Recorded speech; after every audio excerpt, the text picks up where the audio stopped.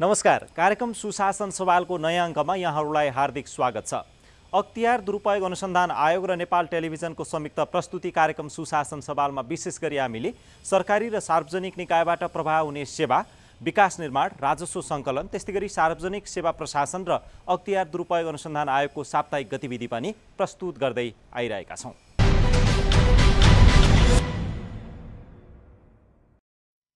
अख्तियार दुरुपयोग अनुसन्धान आयोगले 2077 साल भदौ 30 गते बीपी कोइराला स्वास्थ्य विज्ञान प्रतिष्ठान धरानका तत्कालीन उपकुलपति डाक्टर बलभद्र प्रसाद दास विरुद्ध विशेष अदालत काठमाडौँमा आरोप पत्र दायर गरेको छ। दासले सार्वजनिक पदमा बहाल रहँदा पदको दुरुपयोग गरी गैरकानुनी सम्पत्ति आर्जन गरेको भन्ने उजुरीको अनुसन्धान हुँदा डाक्टर दासले 7,71,92,860 रुपैयाँ गैरकानुनी रूपमा आर्जन गरेको पाइएपछि आयोगले आरोप पत्र दायर गरेको हो।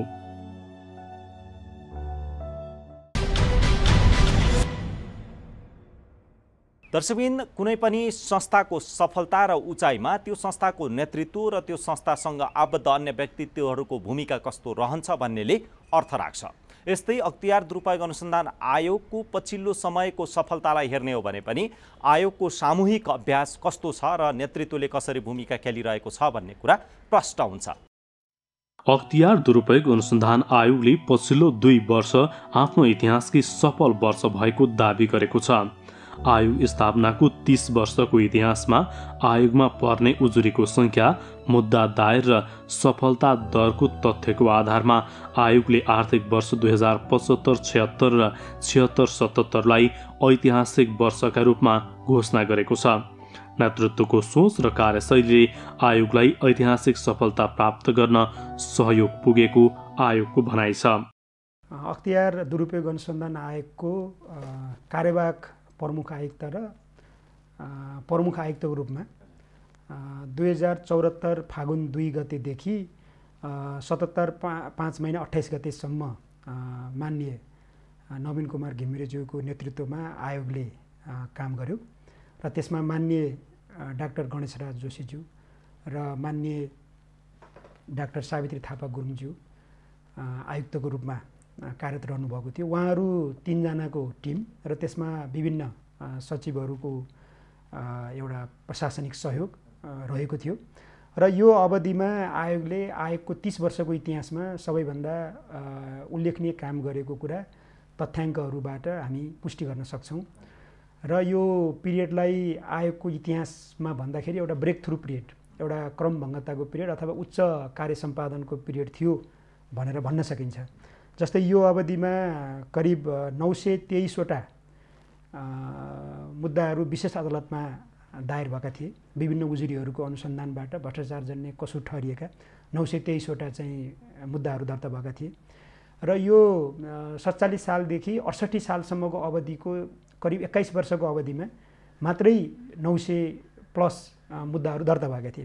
त्यस्तै गरेर 68 सालदेखि फेरि 74 सालसम्मको 6 वर्षको अवधिमा हेर्दाखेरि जम्मा 900 प्लस नै मुद्दाहरू दर्ता भएका थिए। तर 74 फागुन 2 देखि यो 77 भदौ 28 सम्मको तथ्याङ्कले हेर्दाखेरि 923 वटा मुद्दा, जुन 47 सालदेखि 68 सालसम्मको 21 वर्षको तथ्याङ्क र 68 सालदेखि 74 सालसम्मको तथ्याङ्कको तुलना गर्दाखेरि सबैभन्दा धेरै हो र सबैभन्दा धेरै काम गरेको देखिन्छ। निश्चय नै आयोगको उद्देश्य भनेको भ्रष्टाचारको नियन्त्रण गर्ने हो, यस्ता मुद्दाहरू धेरै लान नपरोस्, समाजमा सुशासन होस् भन्ने कुरा हो।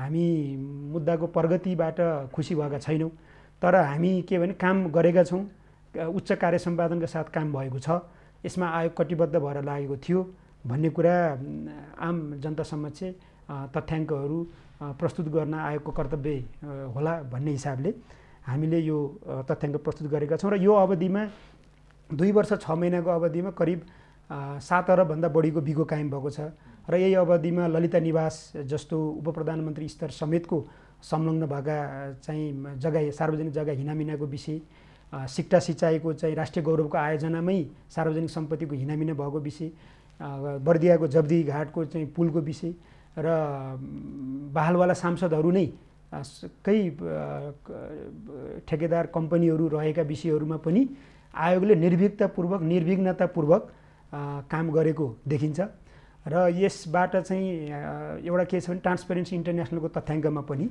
नेपालको जुन करप्सन पर्सेप्सन इन्डेक्समा सुधार भएको पाइन्छ। विगतका वर्षहरूमा 31 अङ्क कहिल्यै पनि कटेको थिएन भने गएको वर्ष 34 अङ्क र त्यसपछि हाम्रो अन्तर्राष्ट्रिय जगतमा 124औं स्थानमा रहेकोमा एकैचोटि 13 स्थान उक्लिएर 111औं स्थानमा चाहिँ आएको छ। के अरे नेपालले चाहिँ स्कोर प्राप्त गरेको छ अथवा त्यो ढङ्गको स्थान प्राप्त गरेको छ। त्यसरी हेर्दाखेरि र आम जनमानसमा पनि आयोगप्रति जनविश्वास बढ्दै गएको र विभिन्न स्थानीय तह, प्रादेशिक तह, सङ्घीय तहमा भएका जुन भ्रष्टाचार सम्बन्धी विषयहरूमा आयोगमा उजुरी गर्ने, त्यसको विषयमा चाहिँ सूचनाहरू लिने र आयोगसँग सहकार्य गर्ने कामहरू नि भएका छन्। त्यो भएर यो जुन अवधि 2 वर्ष 6 महिनाको विगतको अवधि छ त्यो ऐतिहासिक थियो भन्ने आयोगलाई लागेको छ। आयोगले आफ्नो जिम्मेवारीलाई पूर्णताका साथ कार्यान्वयन गर्दै अगाडि बढिरहेको दावी गरे पनि आयोगले आफ्नो अनुसन्धानलाई तल्लो तहका कर्मचारीहरू केन्द्रित गरेको आरोप लाग्ने गरेको छ। तर आयोगले सानो वा ठुलो जो कोही पनि भ्रष्टाचारमा संलग्न भएको पाइए कारबाहीको दायरामा ल्याउने स्पष्ट पारेको छ। जुन सञ्चार माध्यममा आएको छ त्यो कुरामा सत्यता देखिँदैन। त्यो आयोगले प्रकाशन गरेको प्रतिवेदन या आयोगले कार्य सम्पादन गरेको तथ्याङ्कबाट नै त्यसलाई हेर्न सकिन्छ। सञ्चार माध्यमले भनेको कुरालाई पनि कतिपय बुद्धिजीवीहरूले पत्याएर लेखहरू लेखेका पनि पाइन्छन्। तर त्यो पब्लिक इन्टेलेक्चुअल भनेको जहिले पनि रिसर्च बेस र यो डेटाबेस हुनुपर्छ। त्यो भएको हुनाले जस्तो हामी हेऱ्यौँ भने हामीले आयोगले 2 वर्ष 6 महिनाको अवधिमा 2367 जनालाई 923 मुद्दामा 2367 जनालाई प्रतिवादी बनाएको थियो। 2367 जना मध्ये 40% मात्रै सहायक स्तरका कर्मचारी छन् र 60% भन्दा बढी अधिकृत कर्मचारीहरू, सचिव स्तरका कर्मचारीहरू, उपप्रधानमन्त्री स्तरका, मन्त्री स्तरका प्रतिवादीहरू रहेका छन्। त्यसले गर्दाखेरि 60% भन्दा बढी चाहिँ सहायकभन्दा बाहेकै अधिकृत वा सोभन्दा माथिल्लो स्तरका निर्वाचित मनोनित पदाधिकारीहरू छन् र त्यो हिसाबले पनि त्यसलाई पुष्टि गर्छ यो तथ्याङ्कले पनि। र दोस्रो विषय भनेको नेपालको सार्वजनिक सङ्गठन भनेको पिरामिडमा आधारित छ र अग्रपङ्क्तिमा सेवा प्रवाहका लागि तल्लो स्तरका कर्मचारीलाई खटाइन्छ र आम जनताले पनि सेवा लिन चाहिँ अग्रपङ्क्तिकै सेवा प्रदायकहरूमा जान्छन्। त्यसले त्यो दृष्टिले अब आम नागरिकले आफूले दैनन्दिन सेवाहरू लिँदाखेरि, सामान्य प्रकारका प्रशासनिक सेवाहरू लिँदाखेरि पाएको दुःख या भ्रष्टाचार भएको विषयमा जुन गुनासो गर्नुहुन्छ त्यसलाई आयोगले पनि हेर्नै पर्ने हुन्छ। र फेरि अब नेपालको संवैधानिक एउटा व्यवस्थालाई हेर्दाखेरि यो ग्रान्ड करप्सन र पेटी करप्सनको अलगै निकाय छैन। जस्तै थाइल्यान्डमा, मलेसियामा ग्रान्ड करप्सन र पेटी करप्सन हेर्ने अलग अलग निकाय छन्। तर हाम्रोमा चाहिँ संविधानले चाहिँ त्यसलाई विभाजन गरेको छैन, यसलाई खण्डीकरण गरेको छैन, इन्टिग्रेटेड एप्रोचमै गएको छ। त्यसले गर्दाखेरि 3टा कुरालाई हामीले ध्यान, एउटा तथ्याङ्कमा चाहिँ हाम्रो 40% मात्रै सहायक कर्मचारी प्रतिवादी छन्, 60% भन्दा बढी अधिकृत वा सोभन्दा माथिका मन्त्री स्तरका, उपप्रधानमन्त्री स्तरका, आयुक्त स्तरका विशिष्ट श्रेणीका कर्मचारीहरू रहेका छन्, त्योभन्दा बढी। अनि त्यसपछि दोस्रो विषय भनेको संवैधानिक जिम्मेवारीमा यसलाई यो दुवै प्रकारको हेर्नुपर्ने छ। यसले ग्रान्ड पनि हेर्नुपर्ने छ, पेटी पनि हेर्नुपर्ने छ। त्यही अनुसार आयोगले काम गरेको छ जुन जिम्मेवारी संविधानले दिएको छ। र अनि तेस्रो विषय भनेको हाम्रो 1 करोडभन्दा बढी बिगो भएका 61वटा मुद्दाहरू चाहिँ 2 वर्ष 6 महिनाको अवधिमा दायर भएको अवस्था छ। यसैगरी आयोगलाई लाग्ने गरेको अर्को आरोप हो कम रकममा केन्द्रित कारबाही। आयोगले पछिल्लो 2 वर्षको अवधिमा 2 करोडभन्दा धेरै बिगो माग दाबी भएका 28 भन्दा बढी मुद्दा चलाएको छ। आयोगलाई लाग्दै आएको सानो सानो रकममा उजुरी र आरोपमा बढी ध्यान दिएको भन्ने आरोपमा कुनै सत्यता नभएको आयोगको भनाइ छ। आयोगको संवैधानिक सीमाहरू पनि छन् अथवा कानुनी सीमाहरू पनि छन्। जस्तै अहिलेसम्मको कानुनी व्यवस्थाले मन्त्री परिषदका नीतिगत निर्णयहरू आयोगले हेर्न नपाउने भन्ने छ। त्यस उप अनुसन्धान हुने छैन भनेर अख्तियार दुरुपयोग अनुसन्धान आयोग ऐनमा लेखिएको अवस्था छ। त्यो हिसाबले पनि कतिपय कुराहरू त्यसरी आएको हुनसक्छ। तर आयोगको समग्र कार्य सम्पादनलाई हेर्ने हो भने के देखिन्छ भने 61वटा मुद्दाहरू 1 करोडभन्दा बढी बिगो भएका छन् र गत वर्ष मात्रै 28वटा मुद्दाहरू 1 करोडभन्दा बढी बिगो भएका थिए र गैर कानुनी सम्पत्ति आर्जनतर्फ आयोगको 2 वर्ष 6 महिना अवधिमा 34वटा भन्दा बढी मुद्दाहरू दर्ता भएका छन् र ती 34वटा मुद्दाहरूलाई हेऱ्यो भने गएको वर्ष मात्रै जुन 18वटा गैर कानुनी सम्पत्तिका मुद्दा दर्ता भएका थिए त्यसमा 1 अरब भन्दा बढीको बिगो कायम भएको छ। र टोटल हाम्रो 7 अरबभन्दा बढी बिगो कायम भएको छ सबै प्रकारका मुद्दा गर्दाखेरि। तर सार्वजनिक सम्पत्ति हानि नोक्सानी, गैर कानुनी सम्पत्ति आर्जन, राजस्व चुहावट देखि लिएर यी जति पनि भ्रष्टाचार निवारण ऐनमा उल्लेख भएका दफाहरू छन् ती सबै दफाहरूको सक्रिय कार्यान्वयन आयोगले गरेको छ। र ठुला मुद्दाहरू, ठुला केसहरू जस्तै अब मैले अघि नै पनि भनिसकेँ ललिता निवास, सिक्टा सिँचाइ, जगदीघाटको पुल देखि लिएर गैर कानुनी सम्पत्ति आर्जन यी विभिन्न विषयहरूमा आयोगले अनुसन्धान गरेर विशेष अदालतमा मुद्दा दायर गरेको अवस्था छ। त्यसले गर्दा यो जुन ढङ्गले आलोचना भएको छ त्यो चाहिँ पूर्ण रूपमा त्योसँग सहमत हुन सकिने अवस्था छैन। भ्रष्टाचार नियन्त्रण र सुशासन प्रवर्धनमा सहयोग पुगोस् भन्ने ध्येयका साथ आयोगले आफ्ना रणनीतिहरूलाई समय अनुकूल बनाउँदै लगेको छ। यसै आर्थिक वर्षबाट निरोधात्मक, उपचारात्मक, प्रवर्धनात्मक सहित संस्थागत क्षमता विकासको रणनीतिलाई अङ्गीकार गर्दै आयोगले संस्थागत क्षमता विकासका विभिन्न क्रियाकलाप पनि गर्दै आएको छ। आयोगको 7वटा प्रदेशमा कार्यालयहरू छन्। 2टा प्रदेशमा कार्यालयको भवन निर्माण भएको र अरू 3टा प्रदेशमा निर्माणको क्रममा रहेको छ। त्यस्तै गरी फरेन्सिक ल्याबको सुदृढीकरण भएको छ। पोलिग्राफ लगायतका अत्याधुनिक प्रविधिहरूको जडान गरिएको छ। त्यस्तै म्याटेरियल टेस्टिङ ल्याबोरेटरीहरू सबै कार्यालयहरूमा राख्ने नीति अनुरूप काम भइरहेको छ। अनि अफिस अटोमेसन सिस्टममा आयोग गएको छ। यो विद्युतीय प्रविधिको प्रयोग गरिएको छ आयोगको अभिलेख व्यवस्थापनमा। त्यस्तै गरेर अनुसन्धान अधिकृतहरूको क्षमता विकासको लागि आयोग आफैले तालिमहरू सञ्चालन गरेको थियो। त्यस्तै गरेर अन्तर्राष्ट्रिय रूपमा पनि सहकार्य गरी विभिन्न देशमा भ्रष्टाचार निवारण गर्ने संस्थाहरूसँग सहकार्य गरी अन्तर्राष्ट्रिय सम्बन्धको विस्तारीकरण गरी त्यो तालिमहरू दिने काम भएको थियो। त्यस्तै गरेर अब सम्पत्ति शुद्धिकरण विभाग लगायत राजस्व अनुसन्धान विभागसँग पनि विभिन्न विषयहरूमा नेपाल राष्ट्र ब्याङ्कसँग पनि सहकार्य गर्ने काम भएको थियो। त्यसले गर्दाखेरि संस्थागत सुदृढीकरणको हिसाबले हेर्दा आयोगको यो 30 वर्षको इतिहासमा गएको 2.5 वर्षलाई सबभन्दा उल्लेखनीय अवधि मान्न सकिन्छ। किनभने आयोगले 28 वर्षसम्म 3टा पिलरलाई मात्र आफ्नो स्ट्राटेजी मान्यो, जुन चाहिँ निरोधात्मक, प्रवर्धनात्मक र दण्डात्मक रणनीतिहरू थिए। तर यो हामीले संस्थागत क्षमता रणनीति बनाउँदाखेरि अब अहिले चाहिँ संस्थागत क्षमता विकासलाई पनि 4थो पिलरको रूपमा हामीले राखेका छौँ। किनकि ती 3टा कामहरू गर्नको लागि निरोधात्मक काम गर्न, प्रवर्धनात्मक काम गर्न र दण्डात्मक काम गर्नको लागि त आयोगको आफ्नै संस्थागत क्षमता विकास हुनुपर्छ, आयोगको आफ्नै आचार संहिता हुनुपर्छ, आयोग आफ्नै अनुशासनमा बाँधिएको हुनुपर्छ, आयोगका कर्मचारीहरू अनुशासित हुनुपर्छ होइन। अरूलाई भ्रष्टाचार नगर भन्ने निकाय आफै नै चाहिँ नैतिकवान, सच्चरित्रवान हुनुपर्ने जरुरत हुन्छ। त्यसले गर्दाखेरि यो संस्थागत क्षमता विकासको रणनीति आयोगले लिएको छ र 4वटा यो रणनीति अन्तर्गत काम भइरहेको छ। र प्रवर्धनात्मक रणनीति अन्तर्गत अब नेपाल सरकारलाई विभिन्न सुझावहरू दिने, जस्तै 1848वटा रुग्न ठेक्का आयोजनाको अध्ययन गरेर अख्तियार दुरुपयोग अनुसन्धान आयोगले सुझाव प्रेषण गरिसकेपछि त्यो आयोजनाहरूको पर्फर्मेन्स बढेको तथ्याङ्कहरू हामीसँग छ र विभिन्न सर्वेक्षणहरू, सेवाग्राही सर्वेक्षणहरू गरेका छौँ। र त्यसले गर्दा संस्थागत क्षमता विकासमा यो गएको 2 वर्ष 6 महिनामा उल्लेखनीय काम भए र ऐतिहासिक कामहरू भए भन्ने आयोगलाई लाग्छ। संविधानले प्रदान गरेको अधिकार र भ्रष्टाचार निवारण ऐनमा उल्लेख गरिएको जिम्मेवारी सहित आयोगले आफ्नो विभिन्न कार्यविधि निर्माण गरी भ्रष्टाचार नियन्त्रण र सुशासन प्रवर्धनका कार्यक्रमहरू सञ्चालन गर्दै आएको छ। आयोगको काम कारबाहीलाई सहज बनाउन आवश्यक नीति निर्माणको काम निरन्तर जारी रहने भन्दै आयोगले ऐन, नियम र कानुनहरूलाई समय सापेक्ष बनाउँदै जाने बताएको छ। निश्चय नै अब यो देश संहितामा गइसकेपछि र नयाँ संविधान आइसकेपछि विभिन्न कानुनहरू तर्जुमा गर्ने क्रममा आयोगले पनि केही आफ्ना कुराहरू राखेको छ। जस्तै यो 47 सालको संविधानमा अनुचित कार्य समेत अम्बुड्सम्यान अवधारणा अन्तर्गत आयोग अन्तर्गत रहेको थियो। तर अहिले यो 72 सालको संविधानबाट त्यो झिकिएको हुँदा त्यो अनुचित कार्यलाई आयोग अन्तर्गतै राख्नुपर्छ। त्यो भयो भने भ्रष्टाचार निवारणमा आयोगले एउटा चाहिँ होलिस्टिक एप्रोचमा काम गर्न सक्छ, कम्प्रिहेन्सिभ एप्रोचमा काम गर्न सक्छ भन्ने देखिन्छ।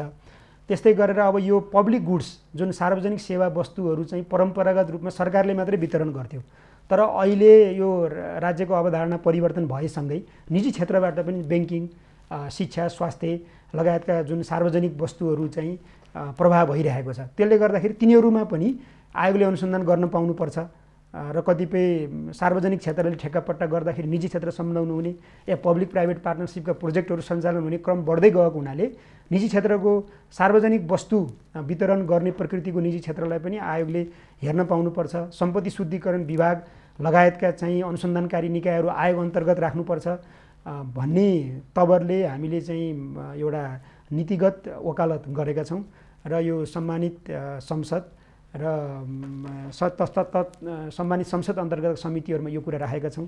हेरौँ त्यो विषयलाई पक्कै नै एउटा चाहिँ सम्बोधन हुनेछ भन्ने आयोगलाई विश्वास छ र यो ढङ्गले यो कानुनी सुधार या नीतिगत सुधारमा आयोग लागिरहेको अवस्था छ। आयोगको आगामी रणनीति भनेको पहिलो रणनीति भनेको आयोगको आफ्नै सुधार नै हो। हाम्रो यो 2 वर्ष 6 महिनामा जुन रणनीति लिएको छ त्यसको निरन्तरता हो। आयोग आफैलाई एउटा चाहिँ सदाचारी, निर्भयी र निष्पक्ष निकायको रूपमा अझ बढी चाहिँ प्रभावकारी ढङ्गले लिएर जाने र भ्रष्टाचार नियन्त्रणको सम्बन्धमा चाहिँ 4वटा रणनीति जुन छ निरोधात्मक, प्रावधानात्मक र दण्डात्मक रणनीतिको कार्यान्वयन गर्ने र त्यो 3टा रणनीतिलाई कार्यान्वयन गर्नको लागि आयोगको संस्थागत क्षमताको विकास गर्ने र संसदका राज्य व्यवस्था समिति देखि लिएर चाहिँ सम्मानित अदालतहरूदेखि लिएर जुन सरकारवाला चाहिँ राज्यका निकायहरू छन् त्यहाँबाट प्राप्त भएको सुझावलाई ग्रहण गर्ने र आयोगले त्यसलाई आफ्नो कार्यशैलीमा सुधार गर्दै लाने आयोगको रणनीति रहेको छ। पछिल्लो समय भ्रष्टाचारको प्रवृत्ति फेरिँदै गएको छ।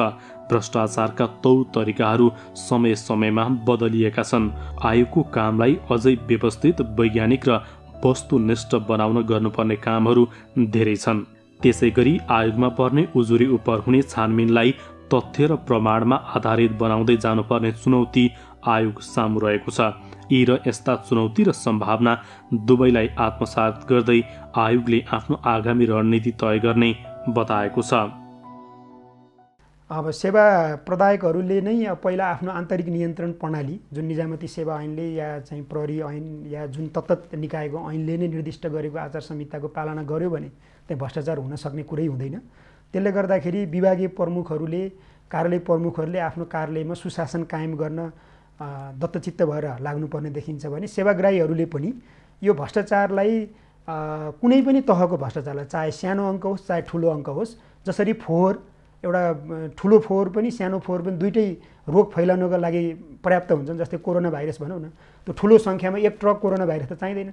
थोरै कोरोना भाइरसले पनि देशैभरि कोरोना फैलाउन सक्छ भने जस्तै सानो होस् या ठुलो होस् त्यो जुनसुकै प्रकारको भ्रष्टाचार भए पनि भ्रष्टाचार विरुद्धको शून्य सहनशीलता अवलम्बन गर्ने र कहीँ पनि त्यस्तो खालको लेनदेनमा आफू संलग्न नहुने र कोही कसै लेनदेनमा संलग्न भएको छ भने त्यसको सूचना आयोगलाई दिने र यो गैरकानुनी सम्पत्तिको आर्जन गरेका जुन व्यक्तिहरूले गरेको तडक भडक जीवनशैली छ भने त्यस्तो सम्बन्धमा आयोगलाई सूचना दिने र कुनै तडक भडक जीवनशैली गरेका गैरकानुनी सम्पत्ति आर्जन गरेका व्यक्तिहरूको सम्पत्ति राख्ने मतियार या भरिया नहुने। भोलि त्यो भइयो भने आफै पनि त्यो मुद्दा उनीहरूलाई पनि जान सक्छ, आफू पनि सजाय हुन सकिन्छ।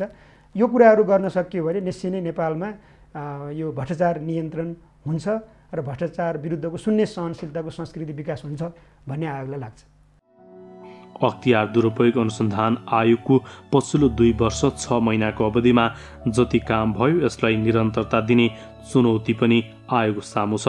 भ्रष्टाचार नियन्त्रण र सुशासन प्रवर्धनमा आयोगको भूमिका हिजो, आज र भोलि रहिरहनेछ। भ्रष्टाचार विरुद्ध प्रतिबद्ध सेवाग्राही अनि सुशासनको लागि कटिबद्ध सेवा प्रदायक हुने हो भने धेरै हदसम्म भ्रष्टाचार आफै कम हुनेछ।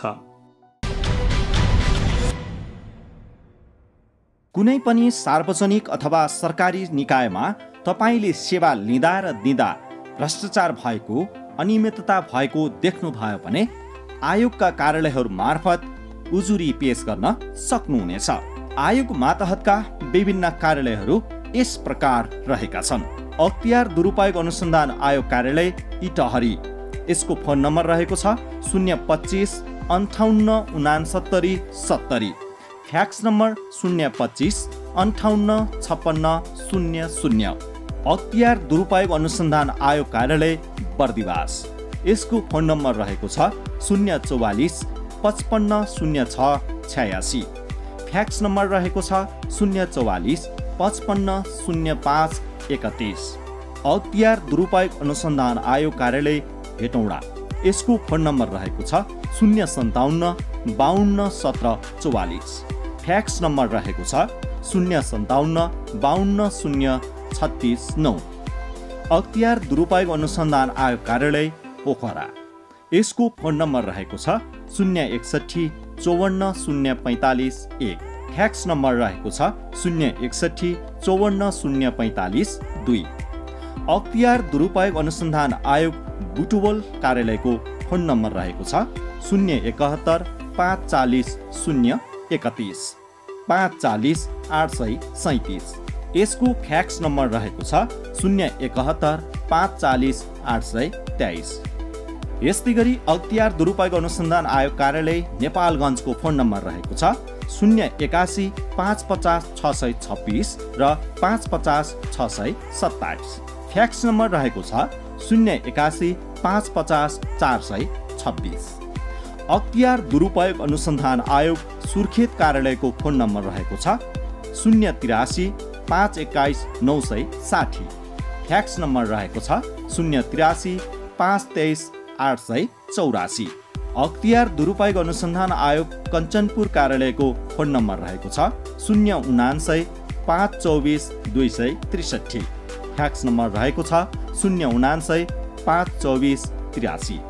तपाईँले कहीँ कतै सार्वजनिक अथवा सरकारी निकायमा कार्यरत व्यक्तिले आफ्नो अख्तियारको दुरुपयोग गरेको अथवा भ्रष्टाचार गरेको देख्नुभयो भने यी कार्यालयहरू मार्फत पनि उजुरी पेश गर्न सक्नुहुनेछ। अख्तियार दुरुपयोग अनुसन्धान आयोग। दर्शकवृन्द, संस्थाको सफलता र असफलता व्यक्तिमा केन्द्रित हुन्छ। त्यो व्यक्तिले खेल्ने भूमिका र निभाउने जिम्मेवारीका कारण संस्थागत दिगो विकास र सफलतालाई कसरी अङ्गीकार गर्दै अगाडि बढ्न सकिन्छ भन्ने एउटा उदाहरण अख्तियार दुरुपयोग अनुसन्धान आयोग पनि हो। यसमा रहने व्यक्तित्वहरूको एउटा किसिमको प्रतिबद्ध भूमिकाका कारण पनि आयोगलाई उचाइमा पुर्याउनका लागि महत्त्वपूर्ण सहयोग पुग्दै आइरहेको छ। यस्तै सुशासन प्रवर्धन र भ्रष्टाचार नियन्त्रणमा आयोगको मात्र होइन, तपाईँ हामी सबैको भूमिका उत्तिकै महत्त्वपूर्ण छ। त्यसैले तपाईँ हामी कहीँ सेवा लिँदा अथवा दिँदा भ्रष्टाचार भएको पाइयो र देखियो भने त्यसका विरुद्ध आवाज उठाउनु आवश्यक छ। यदि हामीले यस्तो आवाज उठायौँ भने साँच्चीकै सुशासनयुक्त समाज र सेवा प्रवाहमा सहयोग पुग्नेछ। तपाईँ यो कार्यक्रम नेपाल टेलिभिजनको वेबसाइट www.ntv.org.np, त्यस्तै गरी मोबाइल एप्स, अख्तियार दुरुपयोग अनुसन्धान आयोगको फेसबुक पेज, युट्युब च्यानल र वेबसाइटमा पनि हेर्न सक्नुहुन्छ भन्दै अर्को सातासम्मका लागि हामी सबैलाई बिदा दिनुहोस्। नमस्कार।